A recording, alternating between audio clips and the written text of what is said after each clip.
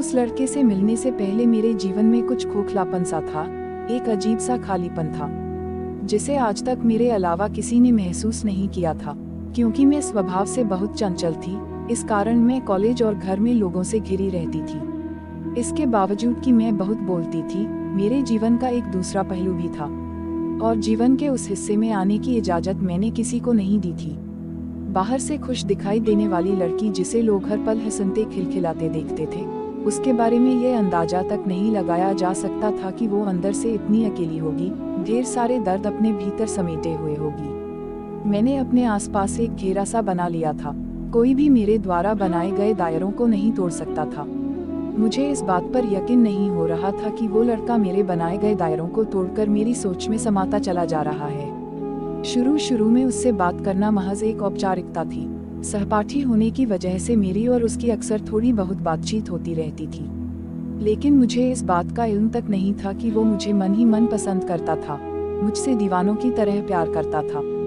ये अलग बात थी कि आज तक उसने इस बात को मेरे सामने कभी जाहिर नहीं होने दिया था। मुझे छोटी से छोटी तकलीफ होने पर उसे मुझसे ज्यादा दर्द होता था। कोई ऐसे भी किसी को चाह सकता है, यकीन करने में बहुत वक्त लगा, लेकिन समय के साथ मुझे इस बात का एहसास हो गया कि ये लड़का मेरी चिंता करता है, मेरा ख्याल रखता है। उसके प्यार में पागलपन था, मेरी खुशी के लिए वो कुछ भी कर देता था।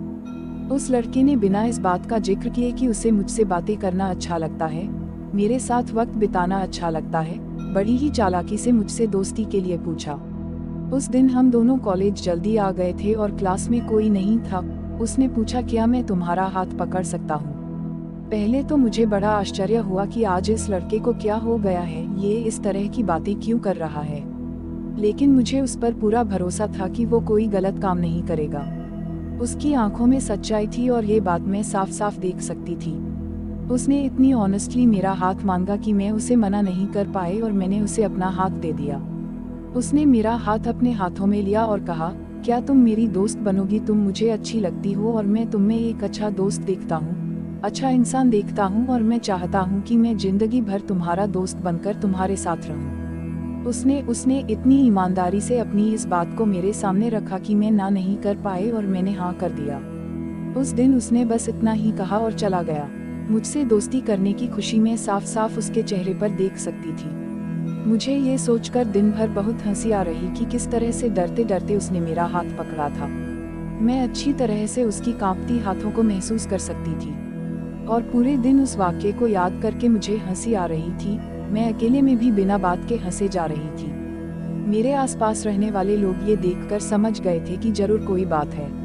अब हम दोनों दोस्त बन गए थे और उसने किसी भी वक्त फोन पर बात करने की इजाजत मांग ली थी। अब उससे बात करना मुझे भी अच्छा लगने लगा था। मेरे अंदर क्या चल रहा था मुझे समझ में नहीं आ रहा था। क्यों मैं उसके फोन का इंतजार करने लगी थी, क्यों मैं उसकी ओर खींची चली जा रही थी। शायद उससे अपनी बातें शेयर करना मुझे अच्छा लगने लगा था। जब भी मैं उदास होती, किसी को पता चले ना चले उसे पता चल जाता था, और वह मेरी उदासी को दूर करने का हर संभव प्रयास करता था। एक दिन उसने मुझसे आई लव यू कहा। मुझे वक्त लगा, लेकिन मैंने भी अपने प्यार का इजहार कर दिया। मेरे हर जन्मदिन पर मुझसे ज्यादा खुश होना, मेरे ऊपर हजारों रुपए मना करने के बावजूद खर्च कर देना, वो दीवाना था मेरा। उसने भी मुझे अपना दीवाना बना लिया था। बाइक पर अक्सर घूमने निकल जाना, कॉलेज बंद करके फिल्म देखने जाना, ये सब हमें अच्छा लगने लगा था। उसकी पूरी दुनिया बन गई थी मैं, मेरी पूजा करता था वो। मेरे लिए किसी से पंगा लेने से पहले बिल्कुल नहीं सोचता था वो।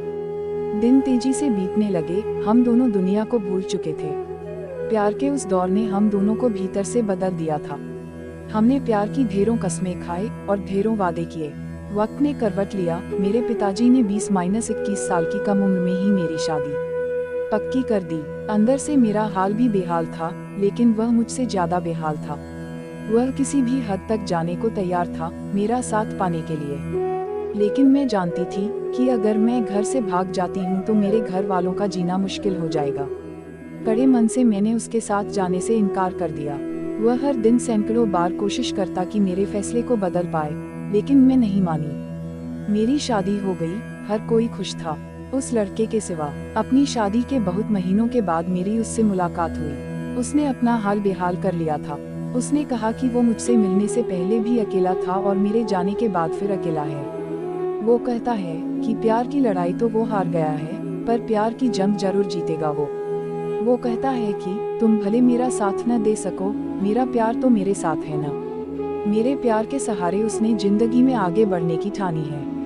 उस दिन उसने कहा कि उसका प्यार सच्चा है, इसलिए उसका प्यार कभी उसकी कमजोरी नहीं बनेगा। मुझे अपनी गलती का एहसास है, क्योंकि मेरा प्यार मुझे ज्यादा दुखी है, मैंने उसकी जिंदगी को बर्बाद कर दिया है। मैं उस दीवाने के प्यार को सलाम करती हूँ, जिसके पास न मेरा तन है, न मेरा समय, न मेरा जीवन, पर अब भी वो मुझसे प्यार करता है। पर उस दिन उसने मुझसे झूठ बोला था, शायद वह बुरी तरह टूट चुका था। जबकि उसने खुद को बहुत बहादुर दिखाने की कोशिश की थी। वह लोगों से दूर होता चला गया था और लोग उससे दूर होते चले गए थे। बुरे लोगों से दोस्ती कर ली थी उसने। वह शराब, सिगरेट और ड्रग्स का आदी हो गया था। वह बुरी तरह डिप्रेशन का शिकार हो गया था और अंत में एक दिन उसने आत्महत्या कर ली।